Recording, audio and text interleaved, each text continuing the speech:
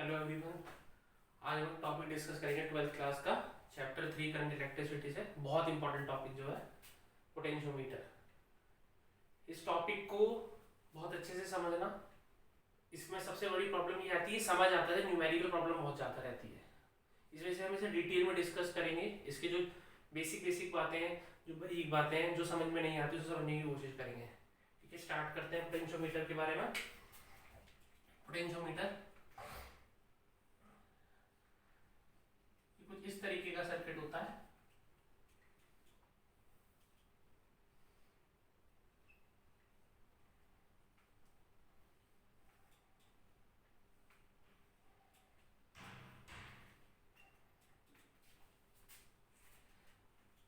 यहाँ पर एक बैटरी जिसका ईएमएफ कैपिटल ई, यहाँ एक रेजिस्टेंस R1 वेरिएबल, उसके बाद ए और बी, यहाँ तक ये वायर है।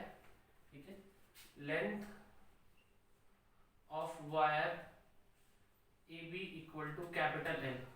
यहाँ से ए से बी तक वायर की जो लेंथ है वो एल है। रेजिस्टेंस ए से बी तक, इस वायर का रेजिस्टेंस होगा ए से बी तक, that is equal to rho L by A.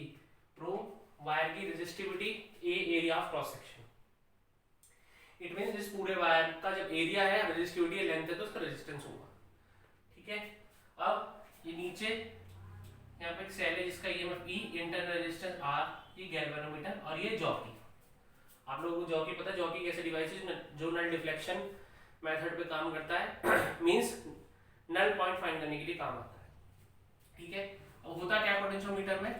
Potentiometer में इस जनरल सर्किट को पोटेंशियोमीटर कहते हैं। ठीक है, और ये क्या है, नल डिफ्लेक्शन मेथड पे काम करेगा पोटेंशियोमीटर, और इससे हम एग्जैक्ट ईएमएफ निकाल सकते हैं, इंटरनल रेजिस्टेंस निकाल सकते हैं। इस तरीके की चीजें हम कर सकते हैं। देखते हैं, सपोज करो अब यहाँ पे कंडीशन ये है, ये ई जो है वो बड़ा है ई से, it means capital E is greater than small E. ठीक है, तो होगा क्या, यहाँ करंट जाएगा, सपोज करो I1 प्लस I2, यहाँ आया, ये जंक्शन है, इसमें चला गया, सपोज करो I1, इसमें चला गया I2, दोनों करंट जा रहे हैं, दोनों करंट इस पॉइंट पे जुड़ते हैं। ठीक है, जुड़ने के बाद फिर I1 प्लस I2, और उसके बाद बैटरी को मिल जाते हैं I1 प्लस I2। तो बैटरी ने करंट दिया I1 प्लस I2, यहाँ पे ब्रेक हुआ और घूम के फिर I1 प्लस I2 मिल गए। ठीक है, ये पॉइंट यहाँ पर टच था।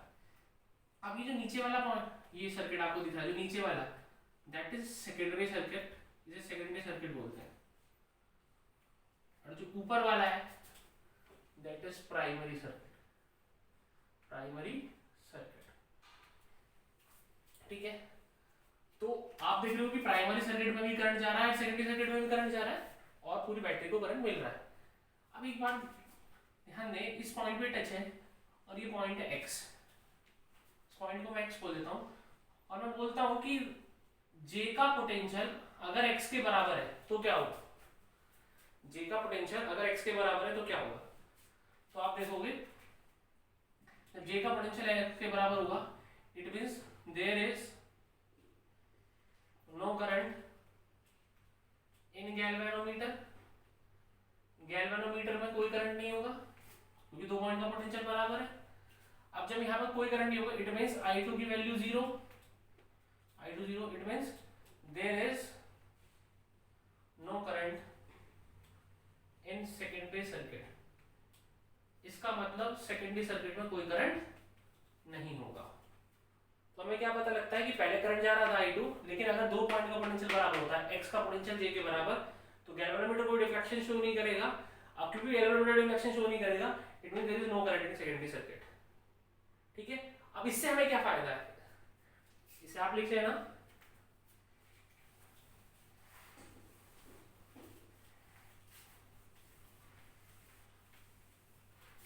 इससे हमें फायदा है, अगर मैं इस सर्किट को रीड्रॉ करता हूं, अगर मैं यहां बनाता हूं रीड्रॉ करके, तो आप देखो ये पॉइंट ए है, ये जे, ए जे, और मैं यहां से अगर इसका रेजिस्टेंस दिखाता हूं are A J.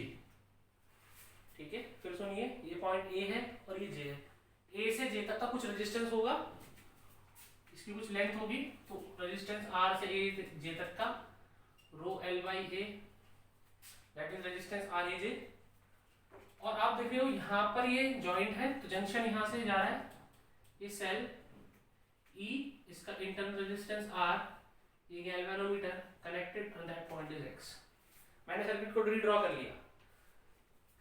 This is secondary circuit, ये रहा सेकेंडरी सर्किट, ऊपर प्राइमरी सर्किट, ठीक है। अब आपको पता है ये करंट आ रहा था I1 प्लस I2 से, I बोल देता हूँ, सपोज करो I। अब यहाँ पर जब x का पोटेंशियल जी के बराबर तो नीचे करंट नहीं जाएगा, सीधा करंट ऊपर आ ही जाएगा ऐसे, ठीक है।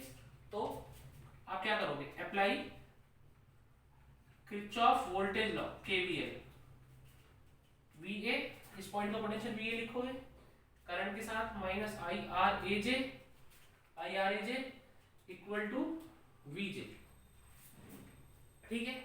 दोबारा सुनो, इस पॉइंट का potential VA minus IRAJ equal to VJ, यानी VA माइनस VJ IRAJ, ये आ गया। अब आपको पता है VA माइनस VJ क्या है, VA माइनस VJ, V यानी पोटेंशियल डिफरेंस है, पोटेंशियल डिफरेंस, और पोटेंशियल ड्रॉप भी है, पोटेंशियल ड्रॉप। तो आपको पता लग गया कि VA माइनस VJ जो पोटेंशियल ड्रॉप है that is equal to I, और RAJ की वैल्यू होगी रो L बाई A, ठीक है। तो V equal to I rho by A multiply में L। तो आप देखते हो कि जो पोटेंशियल ड्रॉप है वो I rho by A into L है, और current I rho resistivity A area of cross section, ये तीनों टर्म कांस्टेंट है, तीनों टर्म क्या है, कांस्टेंट है, क्योंकि बैलेंस पॉइंट फाइंड करने में करंट कांस्टेंट है, बाकी दोनों टर्म कांस्टेंट है। तो एक नया कांस्टेंट होगा, इसके बारे में भी बात करेंगे। तो आप देखोगे V equal to KL, it means potential drop is directly proportional to length, potential drop directly proportional to length, this is known as principle of potentiometer, ये पोटेंशियोमीटर का प्रिंसिपल है। क्या मतलब है, जो पोटेंशियल ड्रॉप होता है वो लेंथ के डायरेक्टली प्रोपोर्शनल होता है। अगर आपने बैलेंस पॉइंट फाइंड कर लिया, इस प्रिंसिपल पर पोटेंशियोमीटर काम करता है, ठीक है। जब आप ये चीज जान लोगे, ठीक है, इसे हम EMF कैलकुलेट करने के लिए यूज करेंगे। कैसे, देखिएगा।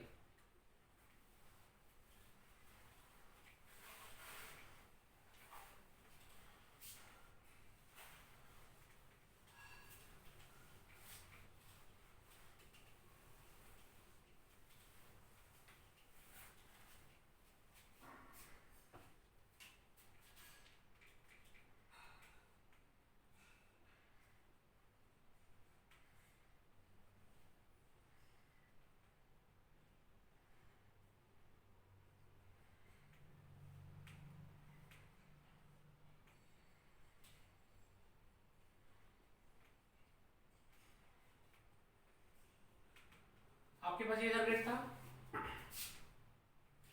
और आपके पास जो V आ रहा था वो आ रहा था KL, इसे इक्वेशन फर्स्ट बोल दी, और K की वैल्यू आ रही थी I रो बाई A, ठीक है। अब आप किरचॉफ नीचे से लगाइए, नीचे से अब लिखिए VA पॉजिटिव से negative minus E, VA positive से नेगेटिव माइनस E। अब क्योंकि यहाँ करंट नहीं है तो IR तो नहीं लिखूंगा मैं, सीधा इक्वल टू VX, और आपको पता है x Vx equal to VJ, it means VA minus E VJ, तो VA minus VJ equal to E। अब ये पोटेंशियल ड्रॉप है that is equal to E, it means E equal to V और V is equal to KL, तो E equal to K। तो आप देखते हो पोटेंशियोमीटर की यूज से हमने EMF निकाल लिया, और EMF किसके बराबर आ रहा है, KL के। इट मींस पोटेंशियोमीटर एक ऐसा डिवाइस है जिससे हम एग्जैक्ट EMF निकाल सकते हैं। वोल्टमीटर से हम एग्जैक्ट EMF नहीं निकाल सकते, लेकिन यहाँ पे निकाल सकते, क्योंकि E हमें पता होता है, लेंथ हमें पता होती है, ठीक है। ये EMF कैलकुलेट करने के लिए काम होता है। अब K क्या है, डेफिनेशन ऑफ K आपके सामने आ रहा है I रो बाई A, और अगर आप ध्यान दो तो V इक्वल टू KL, तो K आ रहा है आपके V बाई L। K को बोलते हैं हम पोटेंशियल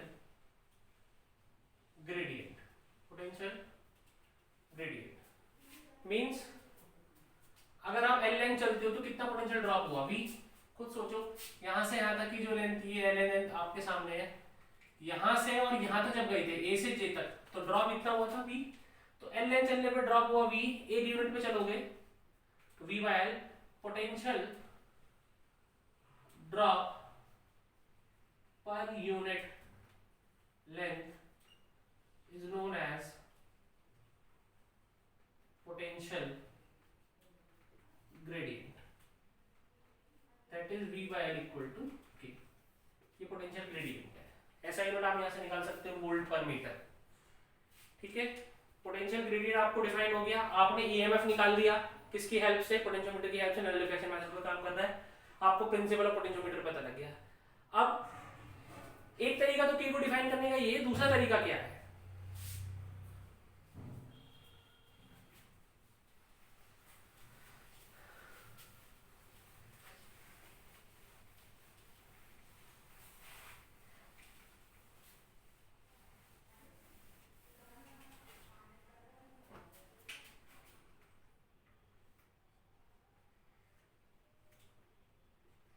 ये आपके सामने फिर से दोबारा एक सर्किट पोटेंशियोमीटर का,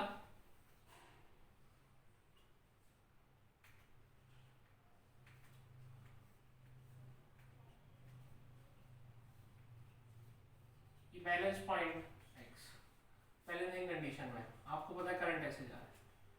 अब सपोज करो यहां से यहां तक टोटल लेंथ l है, ठीक है। अब अगर मैं सर्किट को ये वाला पार्ट देखूं a से b तक,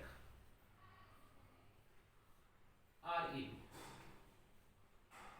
जिसमें कि आप कनेक्टेड है गैल्वेनोमीटर से, इंटरनल रेजिस्टेंस। तो आप ध्यान दो, ए से बी तक टोटल रेजिस्टेंस है R A B, that is equal to R A B equal to rho capital L by A. तो अगर आप यहाँ पे किरचॉफ लगाते हैं तो आप देखते हैं वी ए करंट के साथ minus I R A B equal to V B, तो V A minus V B equal to I R A B. अभी टोटल पोटेंशियल ड्रॉप है V A minus V B, इसे V A भी लिख लीजिए, total potential drop, it means V A B equal to I, V A minus V B को मैंने V A B लिख लिया, equal to I rho L by इसकी value होगी आर की, रो एल बाई ए। तो आप देखोगे V A B equal to I rho by A multiply by, और अभी आपने पढ़ा I rho by A equal to K, it means V A B equal to K L, that is V A B over L equal to K का नया form. क्या पता लगा आपको, जब आप किरचॉफ लगा के सॉल्व करते हैं तो potential gradient total potential drop over total length भी होता है। यानी आप इस बात को ऐसे ही समझ सकते हैं, आप यहां से यहां पहुंचे तो एल लेंथ चले, ड्रॉप हुआ वी ए बी, एक यूनिट पे कितना होगा V A B over L potential gradient. तो पोटेंशियल ग्रेडियंट का एक फॉर्मूला आपके ये है आई रो बाई ए, ठीक है, और एक फॉर्मूला ये है वी बाई एल और V A B over total L. तो ये बहुत इंपॉर्टेंट है, इसे यूज करेंगे हम न्यूमेरिकल्स में ताकि आसानी से सर्किट को सॉल्व कर पाए। ठीक है, अब जब इतना हम पढ़ लेते हैं पोटेंशियल ड्रॉप के बारे में हमें पता लग जाता है कि that is equal to K L, और पोटेंशियल ग्रेडियंट के बारे में पता लग जाता है, तो हम इसे अप्लाई करते हैं किसी एप्लीकेशन में, समझने की कोशिश करेंगे हम इसे। क्या है,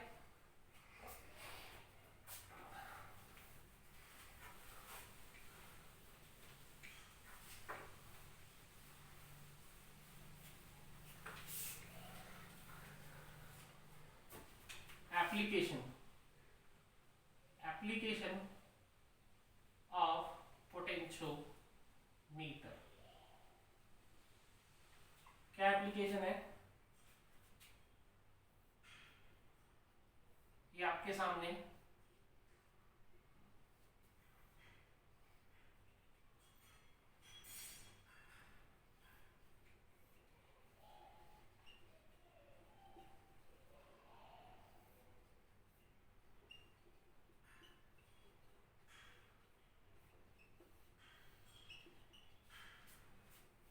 पहली एप्लीकेशन इसमें हम पढ़ रहे हैं comparison of EMF of two cells. मतलब आप का ये पोटेंशियोमीटर है, ये EMF E, ठीक है, इसका EMF ज्यादा होता है EMF से। और आपको एक चीज बता देता हूँ, इसे बोलते हैं ड्राइवर सेल, ड्राइवर सेल। और ये जो होती है स्टैंडर्ड सेल होती है, स्टैंडर्ड सेल। तो आपके सामने एक सर्किट ये, एक सर्किट ये।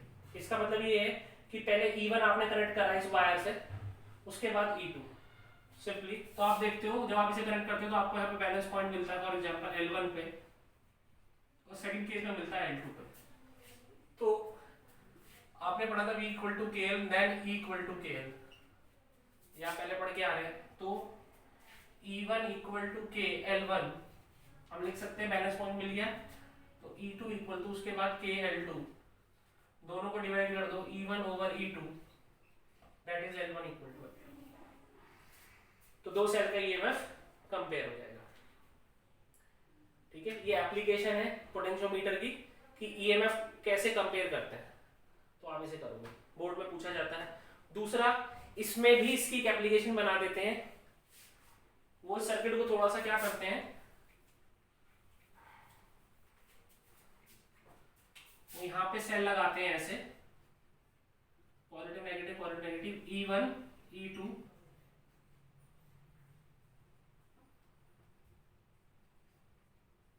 E2 और E1 E2। सर्किट को मॉडिफाई कर दिया। अब दोनों साइड लगा दी, यहाँ भी सीरीज में यहाँ भी सीरीज में, बस यहाँ टर्मिनल रिवर्स है, यहाँ सेम है। It means positive negative positive negative positive negative negative positive. फिर से वही, अब जब ये दोनों लग रही तो बैलेंस पॉइंट L1 पे आ रहा है, जब ये दोनों लग रही है बैलेंस पॉइंट L2 पे आ रहा है। तो क्या करेंगे, अब इसे पहले पढ़ के आते हैं सेल कॉम्बिनेशन में। ये नेट EMF होता है E1 माइनस E2। तो अब आप क्या करोगे, अब आप लिखोगे E1 minus E2 equal to KL1, और आप E1 plus E2 equal to KL2। Comparison चाह रहे तो भी डिवाइड कर सकते हैं, तो ये आ जाएगा,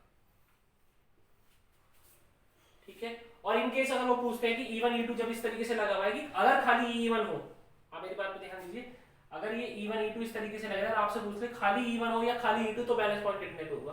तो आप क्या करिएगा, दोनों इक्वेशन को ऐड कर लीजिए, E1 minus E2 equal to KL1, E1 plus E2 equal to KL2। आप देखोगे जब ऐड करोगे तो कैंसिल आउट हो जाएगा, 2E1 equal to KL1 plus L2। It means E1 की वैल्यू आ गई KL1 प्लस L2 ओवर 2, यानी ये वो फॉर्म आ गई E इक्वल टू KL। तो इसके लिए जो बैलेंस पॉइंट आएगा वो आएगा L1 प्लस L2 ओवर 2। और एक बार आप इन्हें माइनस कर दो तो आप देखोगे E2 equal to K L2 minus L1 over 2। तो इसके लिए जो बैलेंस पॉइंट होगा वो होगा L2 माइनस L1 ओवर 2। ये बैलेंस पॉइंट E2 के लिए आया है, ये E1 के लिए आया है। तो इस वीडियो में इतना ही। हमने पोटेंशियोमीटर के बारे में जाना, पोटेंशियोमीटर की एप्लीकेशन थी EMF, उसकी भी एप्लीकेशन थी कि अगर दो EMF सीरीज में इस तरीके से लगी हुई हैं तो कैसे कैलकुलेट करते हैं। इसे कर लेना, बोर्ड के लिए बहुत ज़्यादा इंपॉर्टेंट है, और अदर कॉम्पिटिटिव एग्जाम